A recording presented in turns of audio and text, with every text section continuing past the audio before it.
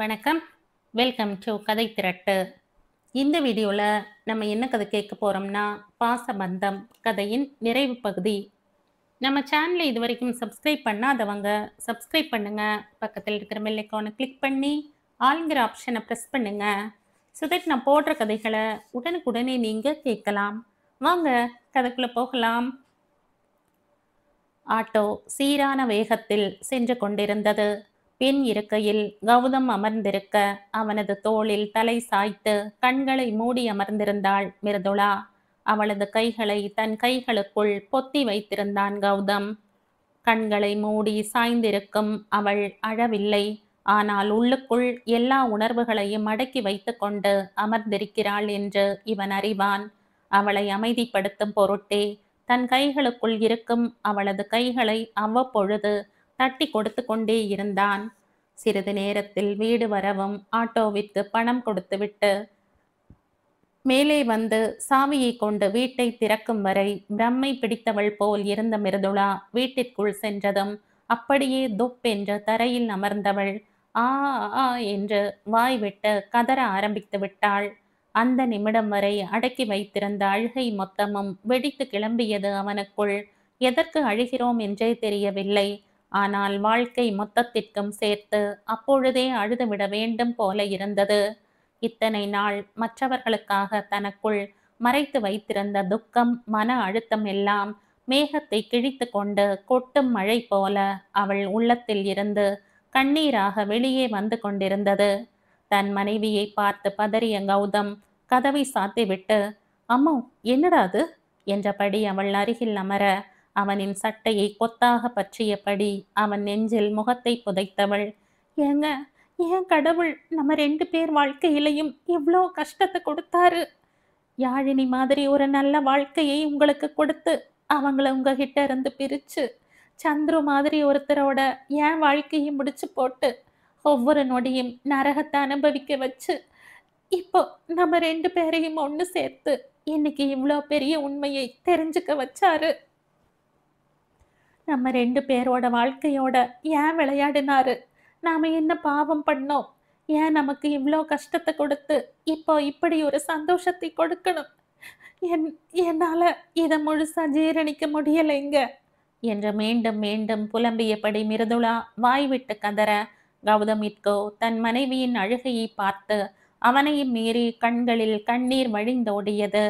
மிருதுளாவின் இந்த கதறலுக்கு காரணம் அவள் அடி ஆழ் மனதில் தேஜா தந்தை பேர் தெரியாமல் பிறந்த குழந்தை என்ற எண்ணம் பதிந்திருந்தது. இந்த உண்மை தெரிந்தும் கௌதம் தன்னை திருமணம் செய்ததோடு தேஜா மேல் இருக்கும் பாசமும் குறையாமல் தங்கள் இருவருக்கும் பிறந்த குழந்தையாகவே அவளை பார்ப்பது மிருதுளாவுக்குள் சிறிய மிக சிறிய உறுத்தலை உண்டாக்கி இருந்தது. இப்பொழுது அந்த உறுத்தல் அடிப்படை இல்லாதது, அர்த்தமற்றது என்ற உண்மை தெரிய வந்ததன் வெளிப்பாடுதான் இந்த கண்ணீர். அதனால் ஏற்பட்ட நிம்மதி அவளுள். இது கிட்டத்தட்ட கொலை குற்றம் சாற்றப்பட்டு மறைந்து வாழ்ந்து வருபவனுக்கு அவன் கொலையே செய்யவில்லை என்ற உண்மை தெரிய வந்தால் எப்படி ஒரு மனநிலையில் இருப்பானோ? இறந்து போனதாக நினைத்திருந்த மனதுக்கு நெருக்கமான ஒருவர் மீண்டும் உயிர் பெற்று வந்தால் என்ன ஒரு மனநிலையில் இருப்போமோ? இப்படியெல்லாம் கலந்த ஒரு மனநிலையில் இருந்தாள் மிருதுளா. இந்த நொடி அவள் இறந்து போனால் கூட மகிழ்ச்சியாக இருப்பாள். அப்படி ஒரு நிம்மதியுடன் கூடிய சந்தோஷத்தில் திளைத்தாள். கௌதமிற்கோ இத்தனை நாள் உயிரையே வைத்திருந்த தன் மகள் வேறு யாரோ அல்ல, தன் உதிரத்தில் பிறந்த குழந்தைதான் என்ற உண்மை அவனை மகிழ்ச்சி கடலில் திளைக்க வைத்தது. முன்பு குழந்தையை பிரிய நேருமோ என்ற மனதுக்குள் இருந்த பயம் மிருதுளாவுடனான திருமணத்தில் அடிபட்டு போனாலும் இப்பொழுது புதிதாக சந்துருவால் ஏற்பட்டிருக்கும் பிரச்சனையால் நேற்றில் இருந்து மீண்டும் அந்த பயம் அவன் மனம் முழுவதும் வியாபித்திருந்தது. தத்து எடுத்ததை தவிர தேஜாவிடம் தனக்கு என்ன உரிமை இருக்கிறது? குழந்தையை பெற்றவள் மிருதுளா, அதுவும் பெண் குழந்தை. நாளைக்கே மிருதுளாவை பிரிய நேர்ந்தால் தேஜாவை அவளிடம் ஒப்படைக்க வேண்டும் என்று சொல்லிவிட்டார்கள் என்றால் மனைவியையும் பிரிந்து மகளையும் பிரிய நேரிடுமோ என்ற கவலை அவனை மிகவும் அழுத்தி கொண்டிருந்தது. மனதளவில் ரொம்பவே சோர்ந்து போயிருந்தான். ஆனால் இப்பொழுது அவன் மனதில் இருந்த எண்ணங்கள் எல்லாம் தண்ணீர் பட்ட அழுக்கு போல கரைந்து காணாமல் போய்விட்டது. இனி என்ன ஆனாலும் சரி, சந்துருவை ஒரு கை பார்த்து விடுவேன் என்ற உத்வேகத்தை இவனுக்குள் விதைத்திருந்தது. மிருதுளா என் பொண்டாட்டிடா, தேஜா எனக்கு பிறந்தவடா, அவன் ஏன் பொண்ணு, உன்னால என்ன பண்ண முடியுமோ பண்ணிக்கோடா என்று சந்துருவை பார்த்து இப்பொழுதே கத்த வேண்டும் போல ஒரு வெறி. அந்த ஆனந்தத்தில் திளைத்தவன் தன் மனைவியை இன்னும் இறுக அணைத்து தனக்குள் புதைத்து கொண்டான். அதே நேரம், அழுதுடு, மனசுல இருக்கிற பாரம் எல்லாம் குறைஞ்சிடும் என்று சொல்வார்களே, அதுபோல மிருதுளா மனதில் இத்தனை நாள் இருந்த குழப்பங்கள், வேதனைகள், பயங்கள், மன அழுத்தங்கள் எல்லாம் முற்றிலும் போகும் வரை அவள் அழட்டும் என்று விட்டுவிட்டான். வெகு நேரம் அழுது கரைந்த மிருதுளா திடீரென்று நினைவு வந்தவளாக கௌதம் நெஞ்சில் இருந்து நிமிர்ந்தவள், எனக்கு பாப்பாவை உடனே பார்க்கணுங்க, வீடியோ கால் போடுங்க ப்ளீஸ் என்று கேட்க, கௌதமோ, இந்த நேரத்துல வேண்டாம்டா, உன் முகத்தை பாரு, அழுது அழுது வீங்கி இருக்கு, அத்தை மாமா பார்த்தா என்னன்னு கேட்பாங்க, இங்கேயே விஷயத்தை சொல்ல வேண்டாம், அங்க போய் சொல்லிக்கலாம் என்று இவன் மறுக்க, இல்லைங்க, எனக்கு பாப்பாவை இப்ப உடனே பார்க்கணும் ப்ளீஸ்ங்க என்று அவள் மீண்டும் மீண்டும் கெஞ்ச, சரி என்றவன், நீ கொஞ்சம் முகத்தை தொடச்சுக்கோடா, முகம் ரொம்ப வாடியிருக்கு என்று சொல்லவும் சிட்டாக பறந்து சென்று முகத்தை கழுவிவிட்டு ஓடோடி வந்தாள். அன்று சனிக்கிழமை என்பதால் ஜெய் மொபைலுக்கு அழைத்து தேஜாவை மிருதுளா பார்க்க வேண்டும் என்று சொன்ன கௌதம் வீடியோ காலில் வர சொல்ல, அடுத்த 5 நிமிடத்தில் வீடியோ காலில் வந்தான் ஜெய். தொடு திரையில் தோன்றிய பச்சை பொத்தானை இழுத்துவிட, மா என்றபடி ஒரு கையால் பொம்மையை வாயில் வைத்தபடி மற்றொரு கையை ஸ்கிரீனை நோக்கி நீட்டிய தேஜாவை பார்த்ததும் மிருதுளாவிற்கு உதடு பிதுங்கி முழுக்கென்ற கண்களில் கண்ணீர் வழிந்தோட, அண்ணி என்னாச்சு, அக்கா என்னாச்சு என்று ஜெய்யும் ஆராவம் பதற, உடனே கௌதம் மிருதுளாவின் கையை அழுத்தி கொடுக்க, சட்டென்று அவள் தன் கண்களை துடைத்து கொள்ள, கௌதமோ, அதெல்லாம் ஒண்ணுமில்லடா, தடவை பாப்பாவை விட்டுட்டு வந்திருக்கோம்ல, அதான் பாப்பா நினப்பா இருக்குன்னு சொல்லிட்டு இருந்தா, இப்போ அவளை பார்த்ததும் அழுதுட்டா என்று சொன்னவன் மிருதுளாவிடம் திரும்பி, அம்மு என்ன நீ கண்ணை தொடச்சுக்கோமா என்று சொல்லவும் தன் முகத்தை கஷ்டப்பட்டு சிரித்தபடி வைத்து கொண்டாள் மிருதுளா. அதன் பின் கௌதம் தான் பேசிக்கொண்டிருந்தான். மிருதுளாவோ தேஜாவை இப்பொழுதுதான் முதன்முறை பார்ப்பது போல அவள் முகத்தை அங்குலம் அங்குலமாக பார்த்து கொண்டிருந்தாள். கண், மூக்கு, உதடு, முகம் எல்லாம் யாரை போல இருக்கிறது என்று யோசித்து கொண்டிருந்தாள். முன்பே குழந்தை தன்னுடையவள் என்று தெரிந்தாலும் இதே போல முகத்தை எல்லாம் கூர்ந்து கவனித்தது இல்லை, பார்க்க தோன்றவும் இல்லை. ஆனால் இன்று தன் கணவனின் சாயல் தன் மகளிடம் இருக்கிறதா என்று தேடினாள். கோலி குண்டு கண்களும் பேனா கொண்டு வரைந்தது போன்ற செப்பு உதடுகளும் மிருதுளாவை போல இருந்தாலும் அந்த மூக்கு கௌதமுக்கு இருப்பது போல நுனியில் சற்றே விரிந்து அழகாக இருந்தது. முகத்தை மொத்தமாக பார்க்கும்போது இருவரின் சாயலும் சரி சமமாக தெரிந்தது. குழந்தையின் முகத்தில் ஆழ்ந்திருந்தவள், அம்மு என்ற கௌதம் 2 முறை அழைத்த பிறகு, ஆ என்னங்க என்ற தன் நினைவுகளில் இருந்து வெளியே வந்தாள். என்ன ஆச்சு உனக்கு, பாப்பா எவ்வளோ நேரமா உன்னை கூப்பிடுறா, நீ ஏதோ யோசனையில இருக்க என்ற ஆரா கேட்கவும், ஒண்ணுமில்லடா, ஏதோ யோசனை என்று இவள் பதில் அளிக்க, ஜெய்யோ கேஸ்ல எதுவும் பிரச்சனையாண்ணா, அண்ணி முகம் ரொம்ப கவலையா இருக்கு என்று தன் சந்தேகத்தை கேட்க, அதெல்லாம் ஒண்ணுமில்லடா, நான் பார்த்துக்கிறேன்னு ஆன்ட்டி சொல்லிட்டாங்க, எதுவும் பிரச்சனை வராதுன்னு நினைக்கிறேன், ரித்துவுக்கு பாப்பா நினப்பு, அதான் முகம் வாடி இருக்கு என்று கூறி சமாளித்தான். அப்போ கிளம்பி வந்துடேன்னா, பாப்பாவை அண்ணி ரொம்ப மிஸ் பண்றாங்க போல என்று ஜெய் சொல்லவும், இல்லடா ஆன்ட்டி இன்னும் 1-2 நாள்ல பேசிட்டு சொல்றேன்னு சொல்லியிருக்காங்க, இருந்து பார்த்துட்டே வரோம், அடிக்கடி அங்கேயும் இங்கேயும் டிராவல் பண்ண முடியாதே என்று சொல்லவும், அதுவும் சரிதான்னா என்று ஜெய் சொல்லிவிட, அதன் பின் வெகு நேரம் பேசிவிட்டு போனை வைத்ததும் மீண்டும் கௌதமை கட்டிக்கொண்டு அழுது தீர்த்தாள் மிருதுளா. அழும் தன் மனைவியை மடியில் சாய்த்து கொண்ட கௌதம் அவளை தட்டி கொடுக்க உணவு உண்ணக்கூட தோன்றாமல் அந்த நாள் அப்படியே கழிந்தது அவர்கள் இருவருக்கும். எப்பொழுது உறங்கினார்கள் என்று தெரியாமலேயே உறங்கி போயிருந்தனர். அடுத்த நாள் தங்களுக்கு காத்திருக்கும் அதிர்ச்சி தெரியாமல், மரகதம் எல்லாத்தையும் எடுத்து வச்சிட்டியா, எல்லாரும் ரெடி ஆகியாச்சா, தம்பி எங்க காணோம் என்று கேட்டுக்கொண்டே தன் கையில் இருந்த பொருட்களை வாசலில் அடுக்கி வைத்து கொண்டே அந்த வயதான பெண்மணி கேட்க, எல்லாத்தையும் எடுத்து வச்சாச்சு மதனி, உங்க தம்பி இப்ப வந்துடுவாரு என்ற மற்றொரு பெண்மணி பதில் சொல்ல, கோவில் பூஜைக்கு எடுத்து செல்ல வேண்டிய பொருட்களை எல்லாம் இரு பெண்மணிகளும் எடுத்து வைத்து கொண்டிருந்தனர். ஆமா, இவங்க போனா என்று தம்பி மனைவி கேட்க, மூத்தவர், யார கேட்கிற மரகதம் என்று கேட்க, யார கேட்ப, எல்லாம் உங்க மருமகளைத்தான் என்று மற்றவர் சிரித்து கொண்டே பதில் சொல்ல, அவளா, அவ உள்ளதா ரெடி ஆயிட்டு இருக்கா என்றார் மூத்தவர்.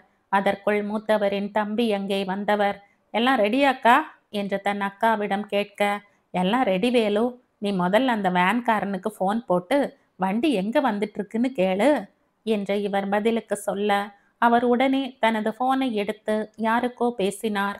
அதற்குள் மருமகள் என்று அழைக்கப்பட்ட அந்த இளம் பெண் அங்கே வர, அவளை திருஷ்டி கழித்தவர், என் மருமக எம்புட்டு அழகா இருக்கா, ஏன் ராசாத்தி என்று கூற, அவரின் தம்பி மனைவியோ, ஆ, நீங்க தான் மருமக மருமகன்னு சொல்லிட்டு இருக்கீங்க, மாப்பிள்ளை இதுவரைக்கும் எந்த பதிலையும் சொல்லல, எப்பதான் நாம நினைச்சது நடக்குமோ என்று அழுத்து கொள்ள, மூத்தவரோ, நானும் என்னத்த சொல்ல, எவ்வளோ முறை சொல்லி பார்த்துட்டேன், பிடி கொடுக்க மாட்டேங்கிறான், இந்த தடவை ஊருக்கு வரட்டும், எப்படியாவது அவனை கட்டி வச்சாவது இந்த கல்யாணத்தை முடிச்சிடணும் என்றார் தன் மகன் செய்து வைத்திருக்கும் வேலை தெரியாமல்.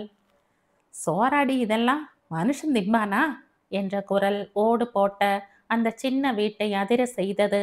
அந்த குரலுக்கு பின் எவர் சில்வர் தட்டு பறந்து தூணில் போய் மோதி அதில் இருந்த உணவு முழுவதும் நாலா பக்கமும் சிதற, தூக்கி வீசப்பட்ட தட்டோ நங் என்று கீழே விழுந்து காதை கிழிக்கும் சத்தத்துடன் பல முறை சுழன்று, சத்தம் மெல்ல மெல்ல தேய்ந்து குறைய இறுதியில் பட்டென்று தரையோடு ஐக்கியமானது. தட்டை தூக்கி வீசியவனோ, தாலி கட்டின மாமனுக்கு கொஞ்சம் கூட மரியாதை தராளா, நானும் மாடு மாதிரி தாண்டி உழைக்க, பணம் பத்தலைன்னு சொன்னா நான் எங்க போவேன், 4 வீட்டில் கொள்ளை தான் அடிக்கணும், தினம் 2 அடி அடிச்சாதான் அடங்குவ நீ, ஒரு வார்த்தை சொல்லாம ராணி மாதிரி வச்சிருக்கேன்ல, அந்த திமிருடி உனக்கு, இரு வந்து உன்னை வச்சுக்கிறேன், மனுஷ உசர வாங்கிக்கிட்டு என்ற புலம்பலுடன் தெருமுனையில் நிறுத்தி வைத்திருந்த தனது வேனை எடுத்துக்கொண்டு புயல் என அங்கிருந்து புறப்பட்டான். மனைவி மேல் இருந்த கோபம் எல்லாம் வண்டியின் ஆக்சிலேட்டரில் காண்பிக்கப்பட, ஸ்பீடு லிமிட்டையும் தாண்டி சீறி பாய்ந்தது அந்த வாகனம். இவன் பக்கத்தில் அமர்ந்திருந்த கிளீனர் இளைஞன், அண்ணே மெதுவா போன, இப்பவே இப்படி போற, கோவில் சவாரிக்கு போக போறோம்னே என்று மெதுவாக சொல்ல, டே பண்ணாட, அதெல்லாம் எனக்கு தெரியும், நீ வாயை மூடித்திரு என்ற பதிலுக்கு அவன் எரிந்து விழ, அந்த இளைஞனோ கப் சிப் என்று தனது வாயை இறுக மூடிக்கொண்டான். சிறிது தூரம் சென்றதும் ஊரின் எல்லையில் இருந்த டாஸ்மாக் கடை அருகே வண்டியை நிறுத்திவிட்டு இறங்கி சென்று மது பாட்டிலை வாங்கி கொண்டு வந்து வண்டியில் ஏறியவன் தன் கையில் இருந்த பாட்டிலின் மூடியை திருகி திறந்து உள்ளே இருந்தவற்றை ஒரே மூச்சில் வாயில் சரித்து கொண்டான். இவன் செயலை பார்த்து பதறிய கிளீனர் இளைஞன், அண்ணே கோயில் சவாரிக்கு போறோம்னே, இன்னைக்குமா, வேண்டாம்னே என்று தடுத்தும் முழுவதும் குடித்து முடித்தவன் பட்டென்று அந்த பையனின் கன்னத்தில் ஓங்கி அறைய, இதை எதிர்பார்க்காத அந்த இளைஞன் கன்னத்தில் கை வைத்து கொண்டு இவனை பார்த்து பேய் மொழி முழிக்க, அவனோ வாய மூடு என்பது போல செய்கை செய்ய, தஞ்சாவூர் பொம்மை போல தலையை ஆட்டியவன் சற்று தள்ளி போய் அமர்ந்து கொண்டான். மெல்ல மெல்ல தன்னை ஆக்கிரமிக்கும் போதையோடு கண்களில் ஒருவித மயக்கத்தோடும் வேனை கிளப்பி சென்றான் குடிமகன். என்ன வேலு, வேனுக்கு ஃபோன் செஞ்சாச்சா, எப்போ வரும் என்ற மூத்தவர் தன் தம்பியை பார்த்து கேள்வி கேட்க, பேசிட்டேங்க்கா, இன்னும் 5 நிமிஷத்துல வந்துடும். ஆமா, மாப்பிள்ளை எங்க இன்னும் காணோம், எங்க போனா என்ற பதிலுக்கு அவர் கேள்வி கேட்க, அப்பவே வந்துட்டான் வேலு, குளிச்சிட்டு இருக்கான், தோ வந்துடுவான் என்றவரோ வர முடியாது என்று அந்த நிமிடம் வரை சொல்லி கொண்டிருந்த மகனை எப்படியோ பேசி குல தெய்வ கோவிலுக்கு செல்ல சம்மதிக்க வைத்திருந்தார். இதோ அடுத்த 10 நிமிடத்தில் வீட்டு வாசலில் வேன் வந்து நிற்கவும், அதே நேரம் இவர் மகனும் தயாராகி வரவும், எல்லா பொருட்களையும் வேனில் எடுத்து வைத்துவிட்டு தன் சொந்தங்களுடன் குல தெய்வ கோவிலுக்கு கிளம்பினார் மூத்தவர் மீனாட்சி. அந்த தேசிய நெடுஞ்சாலையில் வாகனங்கள் அதிகம் இல்லாத அந்த அதிகாலை வேளையில் அதிவேகத்துடன் சென்று கொண்டிருந்தது இவர்கள் சென்று கொண்டிருந்த வேன். டிரைவர் சீட்டின் பின் இருக்கையின் ஜன்னல் ஓரத்தில் மீனாட்சியின் மருமகள் அமர்ந்திருக்க, அவளுக்கு பக்கத்தில் மீனாட்சி அமர்ந்திருக்க, அவருக்கு அடுத்து அவரின் மகன் அமர்ந்திருக்க, எதிர் இருக்கையில் மீனாட்சியின் தம்பியும் தம்பி மனைவியும் அமர்ந்திருந்தனர். குலதெய்வ கோயிலுக்கு போயிட்டு வந்ததும் கூடிய சீக்கிரம் நல்ல செய்தியா சொல்லுங்க என்று மீனாட்சியின் தம்பி மனைவி சொல்ல, இவரோ, அதெல்லாம் கவலைப்படாதீங்க மரகதம், அடுத்த முகூர்த்தத்துல என் பையனுக்கும் உன் பொண்ணுக்கும் கல்யாணத்தை வச்சுடலாம் என்ற மகிழ்ச்சியுடன் சொல்ல, அந்த இளம் பெண்ணோ தன் அத்தை மகனை ஒரு பார்வை பார்த்துவிட்டு வெட்கத்துடன் தலையை குனிந்து கொள்ள, மீனாட்சியோ இவளின் வெட்கத்தை பார்த்து மேலும் சத்தமாக சிரித்தவர், என் மருமகளுக்கு இப்பவே வெக்கத்தை பாரு என்றவர் தன் மருமகளின் அழகை திருஷ்டி கழித்தார். ஆனால் அவரின் அருகில் அமர்ந்திருக்கும் அவர் மகனோ கொதி நிலையில் இருந்தான். எல்லாம் தெரிஞ்சும் இவ சம்மதம் சொன்னாளா? என்ன நினைச்சிட்டு இருக்கா இவ மனசுல? இந்த அம்மாவை சொல்லணும். எத்தனை தடவை சொல்லி இருக்க எனக்கு கல்யாணம் வேண்டாம்னு. எல்லாம் தெரிஞ்சும் அடுத்த கல்யாணத்தை பத்தி பேச ஆரம்பிச்சிட்டாங்க. இனி இவங்க கிட்ட பேசி ஒரு பிரயோஜனமும் இல்லை. நமக்கு வேற வேலை இருக்குது. நான் நினைச்சது நடந்துச்சுன்னா அதுக்கப்புறம் இந்த ஊர் பக்கமே வரக்கூடாது. எங்கேயாவது போய் செட்டில் ஆயிட வேண்டியதுதான். இதுதான் கடைசி இவங்க கூட வர்றது என்று தன் மனதுக்குள் பேசிக் கொண்டிருந்தான். அவன் எந்த நேரத்தில் இதுதான் கடைசி என்று சொன்னானோ, உண்மையில் இந்த பயணம்தான் அவனுக்கு கடைசியாக போகிறது.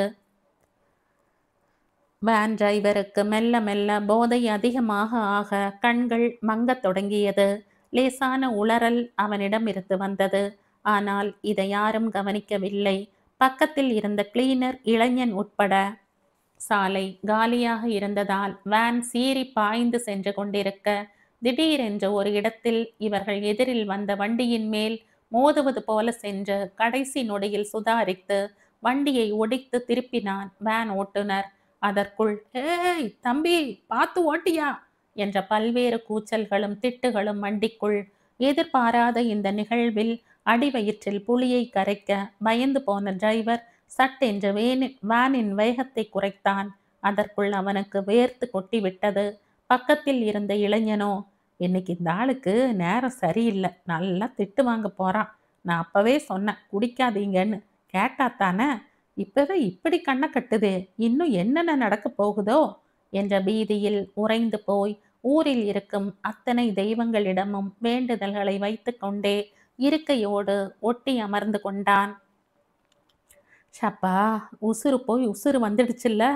என்ன வேலு, வேன் ஏற்பாடு செஞ்சிருக்க, நல்ல ஆளா பார்த்து ஏற்பாடு செய்யக்கூடாதா என்ற மீனாட்சி குறைபட, நான் என்னக்கா கண்டேன், சேக்காளிக்கு தெரிஞ்ச பையன்னு சொன்னா, அதான் இவனையே ஏற்பாடு செஞ்சுட்டேன் என்று அவர் பதில் சொல்ல, என்னமோ போடா என்று சலித்து கொள்ளத்தான் முடிந்தது மீனாட்சியால். நேரம் அதிகாலை 5ஐ நெருங்கி கொண்டிருந்தது. வானம் லேசாக விடிந்தும் விடியாமலும் இருக்க, கொஞ்சம் கொஞ்சம் சூரிய கதிர்கள் மஞ்சள் கலந்த சிவப்பு ஒளியாக வெளியே வர ஆரம்பிக்க, இருளும் ஆங்காங்கே இருந்தது. அதிகாலை வேளை என்பதால் அந்த தேசிய நெடுஞ்சாலையில் கனரஞ்சக வண்டிகளும் ஒரு சில கார், பைக் போன்ற வண்டிகளும் சீறி பாய்ந்து கொண்டிருந்தது. இன்னும் சிறிது நேரத்தில் கோவில் இருக்கும் ஊருக்குள் நுழைந்து விடலாம் என்னும் நேரம். அந்த சமயத்தில்தான் யாரும் பார்க்காத அந்த பெரும் விபத்து நடந்தது. ஊர் நெருங்க நெருங்க சவாரியை சீக்கிரம் இறக்கி விட்டுவிட்டு வீட்டிற்கு செல்லலாம் என்ற அவசரத்தில் ஓட்டுநர் வண்டியை பறக்க விட்டு கொண்டிருக்க, அந்த சமயம்தான் ஒரு திருப்பத்தில் பழுதடைந்த கண்டெய்னர் லாரி ஒன்று நின்றிருக்க, அதை பார்த்துவிட்ட வேன் டிரைவர் வண்டியின் வேகத்தை குறைத்து பிரேக் போடுவதற்குள் இவர்களின் வேன் அந்த லாரியின் பின்பக்கத்தோடு டமால் என்ற பெரும் சத்தத்துடன் மோதியது. லேசான இருட்டு எங்கும் பரவி இருக்க கண்டெய்னர் லாரி இருந்ததை வேனில் இருந்தவர்கள் கவனிக்கவில்லை. அத்தோடு டிரைவர் சீட் வேறு முன்பகுதி முழுவதையும் மறைத்திருந்ததால் யாருக்கும் சாலை தெரிய வாய்ப்பில்லை. மோதிய பிறகுதான் வண்டிக்குள் எல்லோருடைய அலறலும் கூச்சலும் கேட்டது. இவர்கள் வண்டி வந்த வேகத்திற்கு இழுத்து விடப்பட்ட ரப்பர் பேண்ட் போல மொத்த வண்டியும் லாரியோடு நெருக்கப்பட்டு அதே வேகத்தில் பின்னோக்கி தூக்கி வீசப்பட்டது. இடித்த வேகத்தில் வேனின் முன் பகுதி முழுவதும் அப்பளம் போல நொறுக்கப்பட, டிரைவர், கிளீனர், இளைஞன், மீனாட்சி, அவரின் மருமகள் சரண்யா, மகன் சந்துரு ஆகியோர் வேனோடு தாங்களும் சேர்ந்து லாரியோடு அமுக்கப்பட அடுத்த நொடி உடலில் இருக்கும் உதிரம் முழுவதும் வாய் வழியே வழிந்தோடியபடி இருக்க, கண்கள் நிலை குத்தி இருக்க, அமர்ந்த வாக்கில் உயிர் இல்லாத உடல்களாக மாறியிருந்தனர். மற்றவர்களில் ஒரு சிலருக்கு பலத்த அடியும் ஒரு சிலருக்கு சிறிய அடியும் எலும்பு முறிவும் ஏற்பட்டிருந்தது. விபத்து நடந்து அரை மணி நேரம் கழித்தே போவோர் வருவோர் வயல் வேலைக்கு சென்று கொண்டிருந்தவர்கள் கண்களில் இந்த விபத்து பட, அதன் பின்பே இறந்தவர்களை தவிர மற்றவர்களை மீட்டு மருத்துவமனைக்கு எடுத்து சென்றனர். கொட்டாவியை வெளியேற்றியபடி கட்டிலில் எழுந்து அமர்ந்தார் மோகன். சித்ரா 10 நிமிடங்களுக்கு முன்பு எழுந்து குளிக்க சென்றிருந்தார். கட்டில் பக்கத்தில் இருந்த டேபிள் கிளாக்கை எடுத்து நேரத்தை பார்க்க நேரம் 8ஐ நெருங்கிக் கொண்டிருந்தது.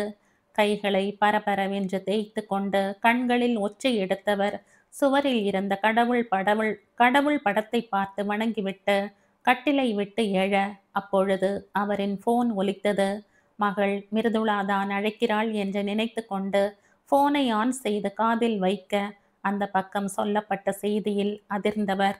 என்னென்ன சொல்ற என்று நம்ப மாட்டாமல் கேட்க, தான் கேட்ட செய்தி உண்மை என்று புரிய ஒன்றும் சொல்லாமல் போனை ஆஃப் செய்து வைத்தவருக்கு இதற்கு எப்படி ரியாக்ட் செய்வது என்று தெரியாமல் அதிர்ச்சியுடன் கட்டிலில் அப்படியே அமர்ந்து விட்டார்.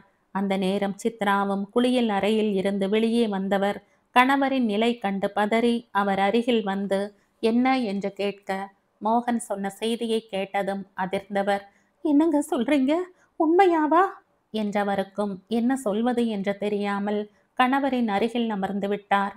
சென்னையில் தங்கள் அறையில் மிருதுளாவை தன் நெஞ்சில் சாய்த்தவாறு தூங்கிக் கொண்டிருந்த கௌதமின் மொபைல் போன் ஒலி எழுப்ப, சில நிமிடங்கள் கழித்தே அசைந்தவன் தன் நெஞ்சில் தலை வைத்திருக்கும் மனைவியின் முகத்தை ஒரு நொடி பார்த்தவன், முன்தினம் அவள் அழுத அழுகையும் தெரிந்து கொண்ட உண்மையும் நினைவுக்கு வர, லேசான முறுவலுடன் குனிந்து அவள் நெற்றியில் இதழ் பதித்தவன், அவள் விழித்து கொள்ளாத வகையில் மெல்ல அவளை தன்னிடமிருந்து பிரித்து தலையணையில் படுக்க வைத்துவிட்டு எழுந்து அமர்ந்து ஒலித்து கொண்டிருந்த போனை எடுத்து பார்க்க, மாமா காலிங் என்று இருக்க உடனே போனை ஆன் செய்து காதில் வைத்தான். ஹலோ மாமா, காலையிலேயே கால் செஞ்சிருக்கீங்க, அங்க எல்லாம் ஓகே தானே என்ற கௌதம் கேட்கவும், அந்த பக்கம் மோகன் சற்றே பரபரப்பான குரலில், இங்க எல்லாரும் சௌக்கியந்தான் மாப்ள, உங்ககிட்ட ஒரு விஷயம் சொல்லணும். என் ஒன்று விட்ட அண்ணன் இப்போ பேசினாரு. அது சந்துரு தம்பியும் அவங்க அம்மாவும் கோவிலுக்கு போகிற வழியில் ஆக்சிடெண்ட் ஆகி ஸ்பாட்லேயே இறந்துட்டாங்களாம். கூட போயிருந்த யாரோ ஒருத்தர் ஊருக்கு விஷயம் சொல்ல, அந்த ஊரில் இருக்கிற என் அண்ணனுக்கு இப்போ தான் விஷயம் தெரிய வந்திருக்கு. அதான் எனக்கு உடனே ஃபோன் செஞ்சு சொன்னார் என்று தனக்கு வந்த செய்தியை சொல்ல, மோகன் சொன்ன செய்தியில் ரொம்பவே அதிர்ந்து போன கௌதம், என்ன மாமா சொல்கிறீங்க, இது எப்போ நடந்தது என்று நம்ப மாட்டாமல் அதிர்ச்சியில் குரலை உயர்த்த, கணவனின் குரலில் மிருதுளாவும் எழுந்து கொண்டாள். ஆனால் கௌதம் அவளை கவனிக்கவில்லை. மாமனார் சொல்வதை கூர்ந்து கவனித்து கொண்டிருந்தான். இன்னைக்கு காலையில தான் மாப்பிள்ளை நடந்திருக்கு. மீனாட்சி அம்மா அவங்க தம்பி ஒருத்தர் இருக்காரே, அவர் பொண்ணுவோட டாக்டரா இருக்கு. அவங்க குடும்பம் அப்புறம் இன்னும் கொஞ்சம் சொந்தக்காரங்க கூட காலையிலேயே குலதெய்வம் கோவிலுக்கு வேன்ல கிளம்பி போயிருக்காங்க.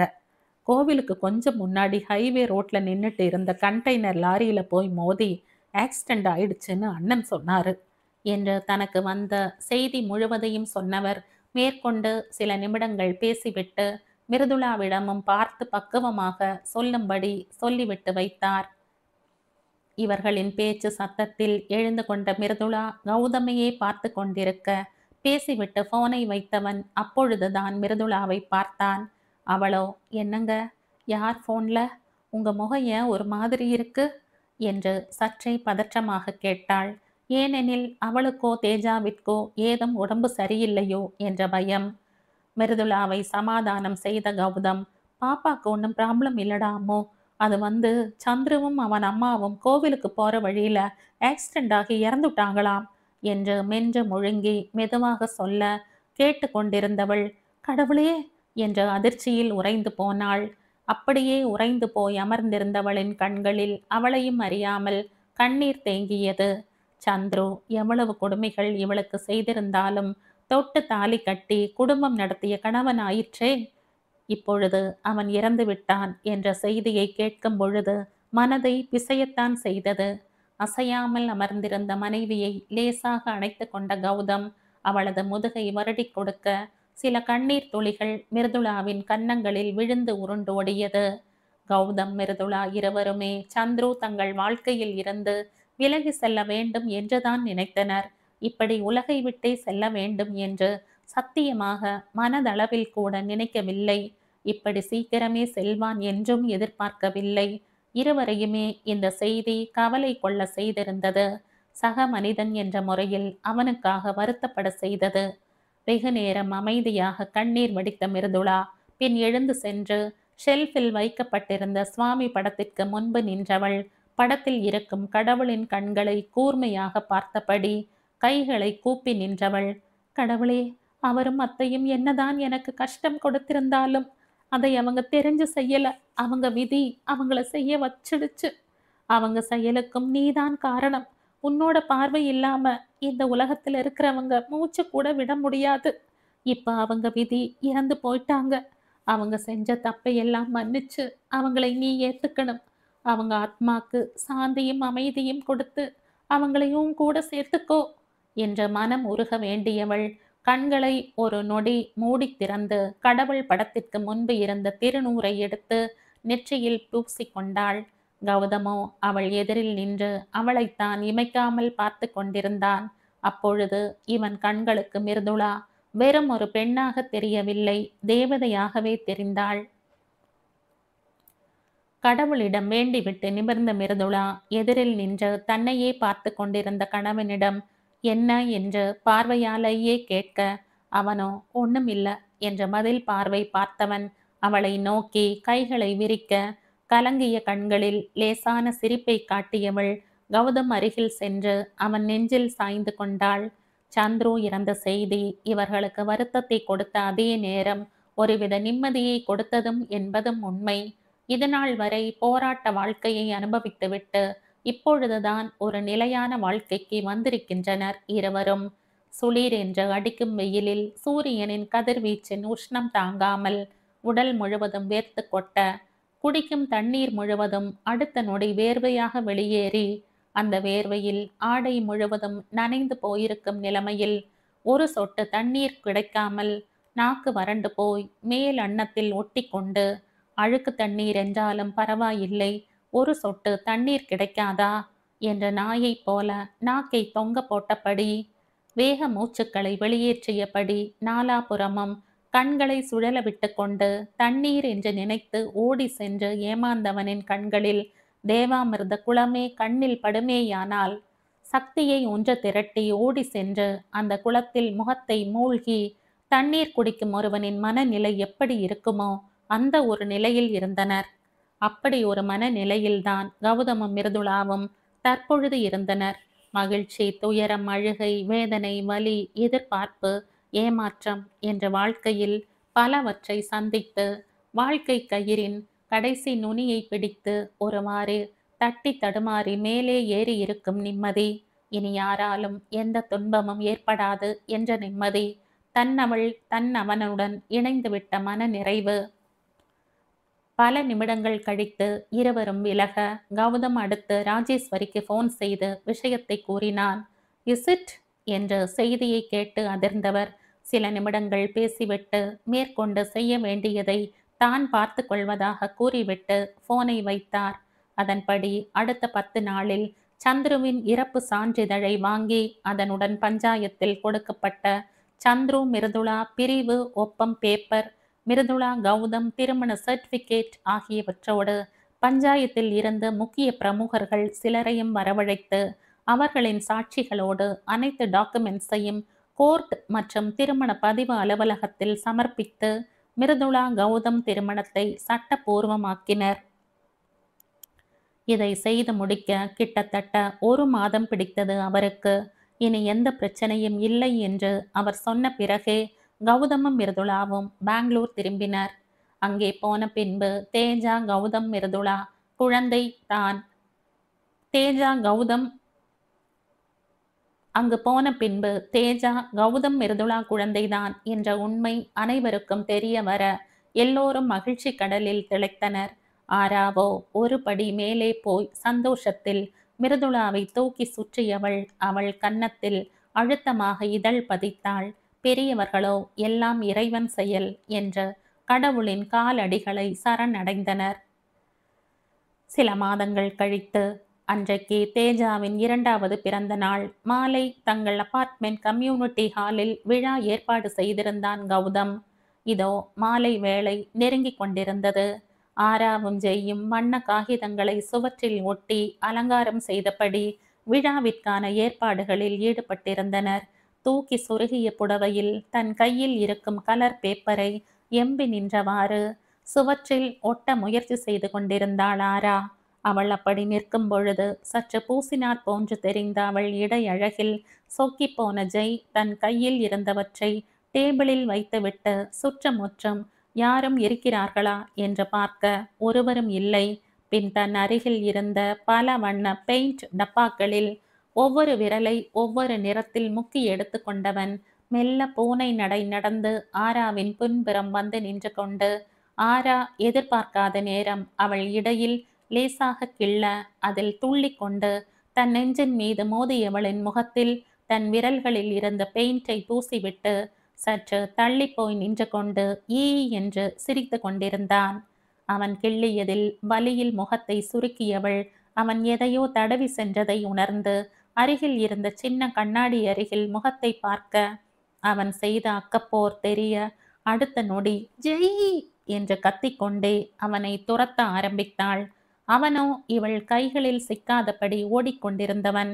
அவளுக்கு பிடிக்காது என்று தெரிந்தும் வேண்டுமென்றே தனம் என்று அவள் பெயரை சொல்லி வெறுப்பேற்ற ஆராவின் வேகம் இன்னும் அதிகமானது. ஒரு கட்டத்தில் ஆரா எதிலோ காலை வைத்து தடுமாறி கீழே விழப்போக ஆரா என்ற புயலென அவள் அருகில் வந்து சட்டென்று அவள் இடையில் கை கொடுத்து கீழே விழாதவாறு பிடித்த ஜெய் அவளை தன்னோடு சேர்த்து அணைத்து கொண்டவன். ஆர் யூ ஓகே பேபி என்ற முகத்தை ஆராய அவளோ சில நொடிகள் ஜெய்யையே முறைத்து பார்த்து கொண்டிருந்தவள் அவன் எதிர்பார்க்காத நேரம் பக்கத்தில் இருந்த பெயிண்ட் டப்பாவை எடுத்து முழுவதையும் அவன் தலையில் கொட்டினாள். அடி பாவி, சிவனேன்னு இருந்தவன் மேல இப்படி பெயிண்ட கொட்டிட்டியேடி என்ற முகத்தில் வழிந்த பெயிண்டை துடைத்து கொண்டே ஜெய் கேட்க, இந்த டயலாக் நான் சொல்லணும். சிவனேன்னு வேலையை பார்த்துட்டு இருந்தவளை சீண்டி விட்டு இப்ப நல்லா அபிஷேகம் வாங்கினீங்களா என்று சிரிப்புடன் பதிலுக்கு அவள் பழிப்பு காட்ட ஒற்றை புருவத்தை தூக்கி விஜய்காந்த் போல் முறைத்த ஜெய், இப்போ அடுத்து என்ன நடக்குதுன்னு மட்டும் பாரு என்று கூறிவிட்டு சுற்றமுற்றும் பார்க்க, என்ன நடக்க போகுது என்று ஆராவின் உதடுகள் தந்தி அடிக்க எதையோ தேடியவனின் கண்களில் ஏதோ சிக்கிய மகிழ்ச்சி தெரிய அவனின் பார்வை போன திசையை பார்த்துவிட்டு ஐயையோ என்றபடி ஓட நினைத்தவளை பாய்ந்து பிடித்தவன் தன்னோடு சேர்த்து அணைத்து கொள்ள ஆராவோ இவன் பிடியில் இருந்து விலக போராடி கொண்டிருந்தாள்.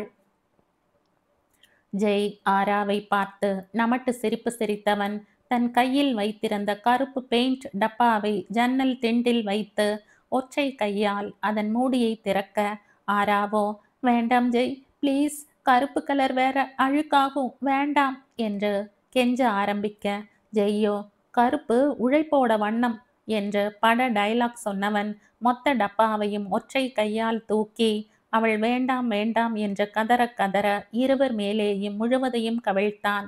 சொட்ட சொட்ட வழிந்து கொண்டிருந்த பெயிண்டை கையால் துடைத்த ஆரா, இப்ப உங்களுக்கு சந்தோஷமா என்று என்ற முகத்தை வைத்து கொண்டு சொல்ல, இல்லையே இன்னொன்னு செஞ்சாதான் எனக்கு ஹாப்பி என்றவன் அப்படியே ஆராவின் இதழ்களை நோக்கி குனிய அந்த நேரம் யாரோ வரும் சத்தம் கேட்க, ஐயையோ யாரோ வராங்க என்று பதறிய ஜெய் ஆராவை அம்போ என்று விட்டுவிட்டு மற்றொரு வாசல் வழியே வெளியே வந்தவன் விறுவிறுவென்று மாடி ஏறி ஓடிவிட்டான்.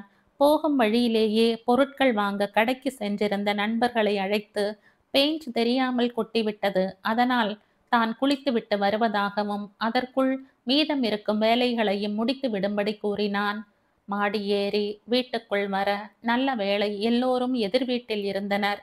வேகமாக தங்கள் அறைக்குள் ஜெய் செல்ல அவனை பின்தொடர்ந்து ஆராவும் அறைக்குள் நுழைய கதவை லாக் செய்துவிட்டு நான் தான் முதலில் குளிப்பேன் என்று மீண்டும் அவர்கள் ஒரு சண்டையை அவர்கள் ஆரம்பிக்க, ஒரு கட்டத்தில் சோர்ந்து போன ஆரா, நான் வெயிட் பண்றேன், நீங்க போய் குளிங்க என்று விட்டு குளியல் அறை அருகில் ஸ்டூலில் போட்டு உட்கார்ந்து கொள்ள, ஓகே என்ற தோள்களை குலுக்கிய ஜெய் குளியல் அறை சென்று கதவை அடைத்து கொள்ள, ஆராவோ கன்னத்தில் கை வைத்து அமர்ந்திருந்தாள்.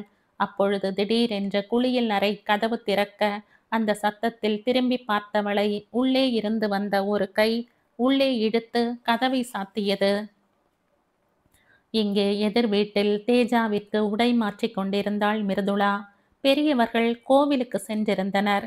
ஹால் அலங்காரங்களை செக் செய்துவிட்டு மிருதுளாவை தேடி மாமனாரின் வீட்டிற்கு வந்த கௌதமின் கண்களில் அழகிய அரக்கு நிற கலரில் மெல்லிய பட்டு உடுத்தி தலை நிறைய மல்லிகை பூவை சூட்டிக்கொண்டு தேவதையாக இருக்கும் மனைவி குனிந்து குழந்தைக்கு உடை மாற்றிக் கொண்டிருப்பது பட மெதுவாக உள்ளே நுழைந்தவன் சத்தம் வராமல் வாசல் கதவையும் அறை கதவையும் சாத்திவிட்டு மிருதுளா அருகில் சென்றவன் அவள் தலையில் உள்ள மல்லிகை பூவை வாசம் பிடிக்க அதன் நறுமணத்தில் இறங்கி போனவன் மெதுவாக அவள் பின்னால் இருந்து அணைக்க அதில் திடுக்கிட்டு மிருதுளா கத்தப்போக, அம்மோ நான் தான், கத்தாத என்று அவசரமாக இவன் சொல்ல, நீங்க தானா, நான் பயந்தே போயிட்டேன் என்று சிரித்தாள் மிருதுளா. நான் இல்லாம வேற யாரடி உன்னை இப்படி கட்டிப்பிடிக்க முடியும் என்றவன் அவள் காதருகே குனிந்து, செமையா இருக்கு அம்மோ, கூடிய சீக்கிரம் தேஜாக்கு ஒரு தம்பி பாப்பாவை ரெடி செஞ்சுட வேண்டியதுதான் என்று கிசுகிசுப்பாக சொல்லிவிட்டு அவள் காதோரம் தன் மீசை உரச மிருதுவாக இதழ் பதித்தவன் மேலும் முன்னேறப் போக, ஃபங்க்ஷன் டைம் ஆயிடுச்சு, நீங்க என்ன செஞ்சிட்டு இருக்கீங்க என்று வெட்கத்துடன் மிருதுளா திமிர கை வளைவுக்குள் வைத்து கொண்டே அவளை தன் பக்கம் திருப்பிய கௌதம், ஆ, என் பொண்ணோட பர்த்டேக்கு கிஃப்ட் ரெடி செஞ்சிட்டு இருக்க என்றவனுக்கு இன்னும் இரக்கம் போகவில்லை.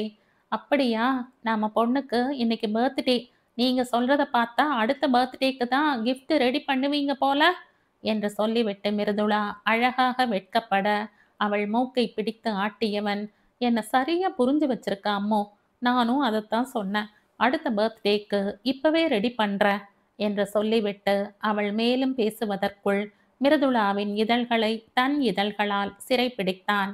வெகுநேரம் நீடித்த முத்தத்தில் லயித்து போன கௌதமின் உதடுகள் அவள் இதழ்களில் இருந்து விடுதலை வாங்கி கொண்டு அப்படியே கழுத்து வளைவுக்குள் தஞ்சம் புக மிருதுளாவோ கௌதமை தன்னிடம் இருந்து பிரிக்க போராடி கொண்டிருந்தாள். என்னங்க, பாப்பா இருக்கா, யாராவது வந்துட போறாங்க என்று அவள் பதற, இவனோ ஒரு நிமிஷம் டி என்றவனின் கைகள் மிருதுளாவை இடையோடு சேர்த்து தன்னோடு இறுக்கிக் கொள்ள, அவன் இதழ்களோ கழுத்து வளைவு பின்னங்கழுத்து அதற்கு கீழே என்று ஊர்வலம் போக ஆரம்பிக்க, அந்த நேரம் காலிங் பெல் சத்தம் கேட்கவும் மனமே இல்லாமல் மனைவியிடம் இருந்து விலகியவன், எவன்டா அது கரடி மாதிரி என்ற கடுப்புடன் சென்ற கதவை திறக்க வாசலில் ஜெய் நின்று கொண்டிருந்தான். கௌதம் சொன்னது இவன் காதில் விழுந்தது போலவே, என்னன்னா சிவ பூஜையில கரடி மாதிரி வந்துட்டனா என்று சொல்ல, கௌதமோ சச்ச அதெல்லாம் இல்லடா என்று கஷ்டப்பட்டு முகத்தை சிரித்தபடி வைத்து கொண்டு சமாளிக்க, கௌதமின் பின்னால் வந்து கொண்டிருந்த மிருதுளா பக்கென்று சிரித்து விட்டாள். அன்னையின் சிரிப்பின் அர்த்தத்தை புரிந்து கொண்ட ஜெய், நான் வரேன்னே, நீ பூஜையை முடிச்சிட்டு வா என்று சொல்லி சிரித்துவிட்டு படி இறங்கி போக, பேசும் பொழுது சிரித்து காட்டி கொடுத்த மனைவியை திரும்பி பார்த்தவன், இன்னைக்கு நைட்டு வச்சுக்கிற அம்மா உன்ன என்று போலியான கோபத்துடன் சொல்ல, வச்சுக்கோங்க வச்சுக்கோங்க என்று ஹஸ்கியான குரலில் கூறிய மிருதுளா கௌதம் சுதாரிப்பதற்குள் தேஜாவுடன் படி இறங்கி சென்று விட்டாள். இவனோ, என் பெண்டாட்டி ஒரு தயிர் சாதம்னு நினைச்சேன், இவ சிக்கன் பிரியாணியா இருக்கா, விட்டா நம்மள சிக்கன் 65 போட்டுடுவா போலையே என்றவன் சிரிப்புடன் வீட்டை பூட்டிவிட்டு கீழே சென்றான். அடுத்து விழா இனிதே ஆரம்பித்து அனைவரின் வாழ்த்துக்களும் பரிசுகளோடும் இனிதே முடிந்தது. அன்றைய இரவு தூங்கி கொண்டிருந்த குழந்தையுடன் தங்கள் அறைக்குள் நுழைந்த மனைவியின் பின்னே சென்ற கௌதம் குழந்தையை வாங்கி தொட்டிலில் படுக்க வைக்க மிருதுளாவோ உடை மாற்ற சென்றாள். அவள் வருவதற்குள் வேறு உடைக்கு மாறி இருந்த கௌதம் பீரோ பின்னால் ஒளிந்து கொள்ள, வெளியே வந்த மிருதுளா நகைகளை கழட்டி வைத்துவிட்டு கௌதம் எங்கே என்று தேட, திடீரென்று மிருதுளா பின்னால் இருந்து வந்தவன் அவளை அப்படியே கைகளில் ஏந்தி சென்று கட்டிலில் படுக்க வைத்தவன் தன்னை பார்த்து சிரித்து கொண்டிருந்தவளிடம், வச்சுக்க சொன்னல, இப்ப பாரு என்றவன் அப்படியே அவள் மேல் கவிழ, மாலை தான் சொன்னதை ரெடி செய்யும் பணியில் இறங்கினான் தன் மனைவியின் வெட்க புன்னகையில். தேஜா, இப்படி அங்கேயும் இங்கேயும் ஓடாத, ஒழுங்கா சாப்பாடு வாங்கிக்கோ என்றபடி அந்த அதிகாலை வேளை தேஜாவின் பின்னால் ஓடிக்கொண்டிருந்தாள் மிருதுளா.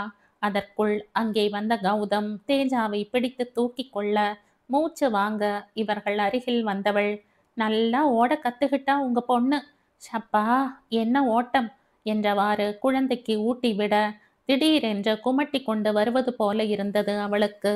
இருந்தும் பொறுத்து கொண்டு குழந்தைக்கு உணவை பிசைந்து எடுக்க அவ்வளவுதான் சட்டென்ற கிண்ணத்தை டேபிளில் வைத்தவள் வேகமாக தங்கள் அறைக்குள் ஓட, அம்மோ என்னாச்சு என்றபடி அவள் பின்னே கௌதமும் ஓட ஆராவும் ஜெய்யும் கூட பதற்றமாக கௌதமை பின்தொடர்ந்தார்கள். வேகமாக குளியல் அறைக்குள் நுழைந்தவள் வயிற்றை பிடித்து கொண்டு வாந்தி எடுக்க ஆராவோ ஓடி சென்று தன் அக்காவின் தலையை தாங்கி பிடித்து கொண்டாள். அவள் வெளியே வருவதற்குள் கௌதமிற்கு பக் பக் என்று இருந்தது. என்ன ஆச்சு இவளுக்கு, எதுவும் பிடிக்காதது சாப்பிட்டாளா என்ற யோசனையுடன் கட்டிலில் அமர்ந்திருக்க உள்ளே மிருதுளாவோ முகத்தை கழுவிவிட்டு நிமிர அவளின் முகத்தில் சோர்வையும் மீறி தெரிந்த பிரகாசம் ஆராவை சந்தேகம் கொள்ள செய்ய தன் சந்தேகத்தை அக்காவிடம் கேட்க, அப்பொழுதுதான் மிருதுளாவிற்கு அப்படியும் இருக்குமோ என்ற எண்ணம் எழ கூடவே உடம்பெல்லாம் ஒரு படபடப்பு.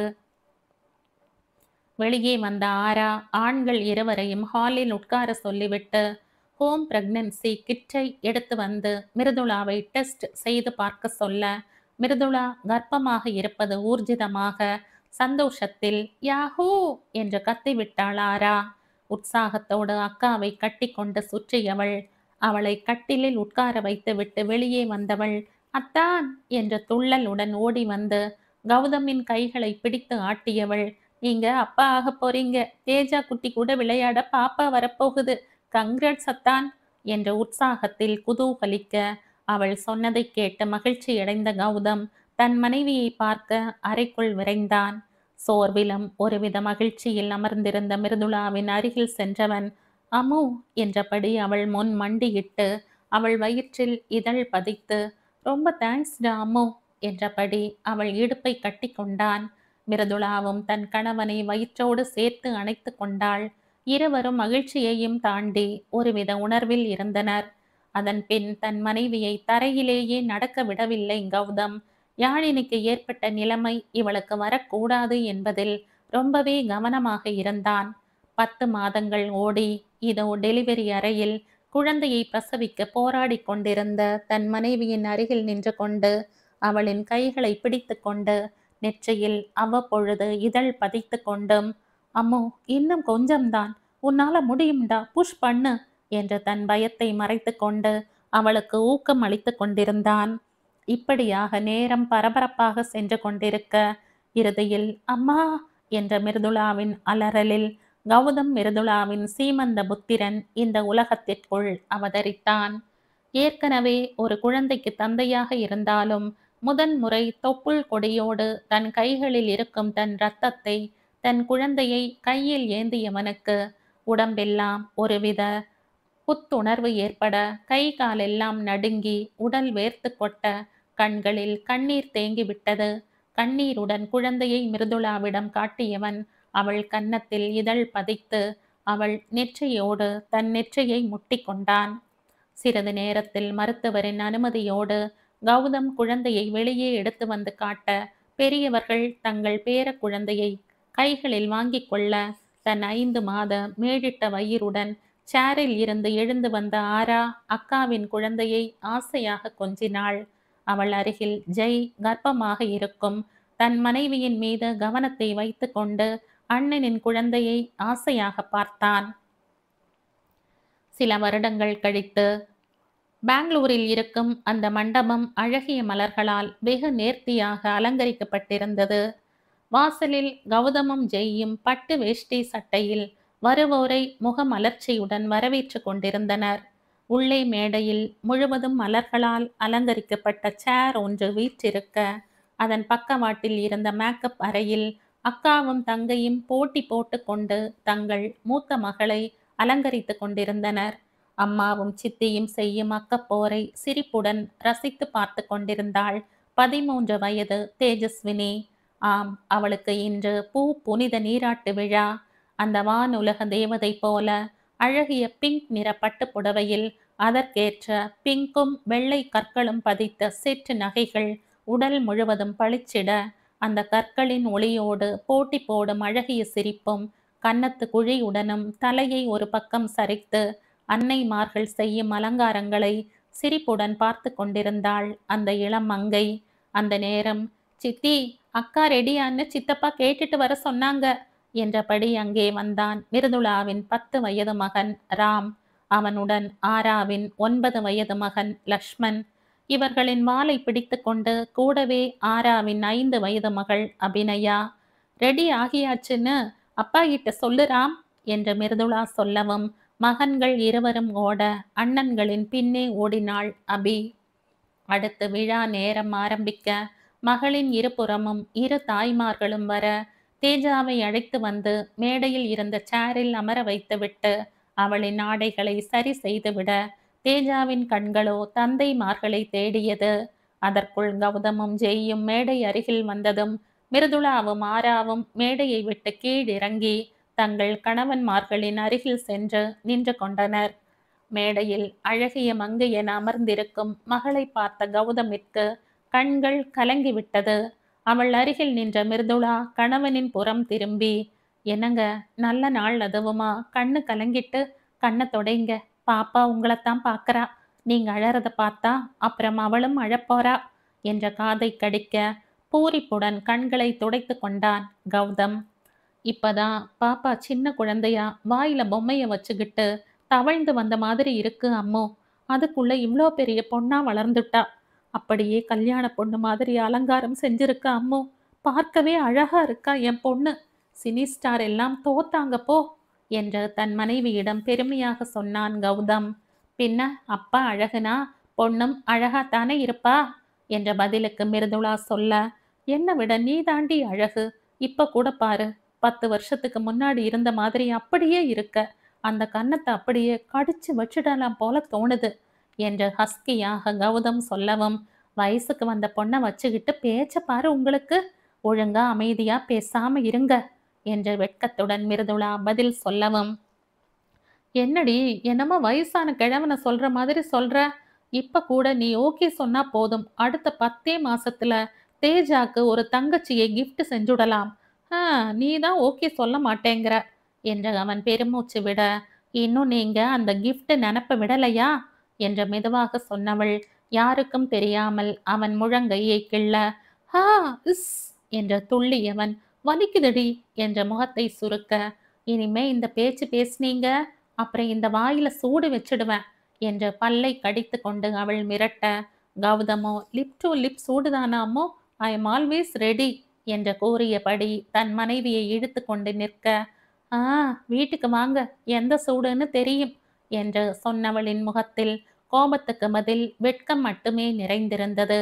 அதற்குள் விழா ஆரம்பிக்க உறவினர்கள் நண்பர்கள் என அனைவரும் பரிசு பொருட்கள் கொடுக்க ஆரம்பிக்க அனைவரின் கண்களும் தங்கள் செல்ல மகள் தேஜா மேலேயே நிலைத்து அவளும் இவர்களை பார்த்து அழகாக சிரித்து கொண்டிருந்தாள்.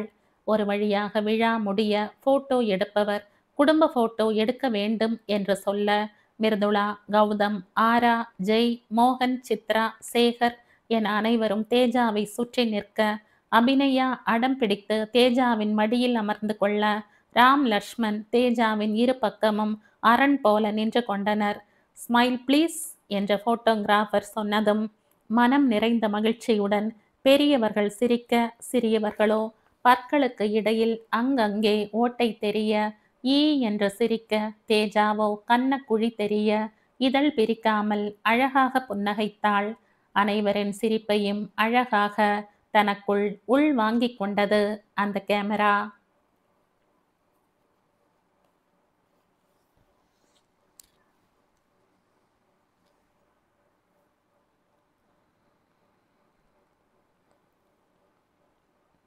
இதோட இந்த கதை முடியுது. இந்த கதை உங்களுக்கு பிடிச்சிருந்தா லைக் பண்ணுங்க, ஷேர் பண்ணுங்க, சப்ஸ்கிரைப் பண்ணுங்க.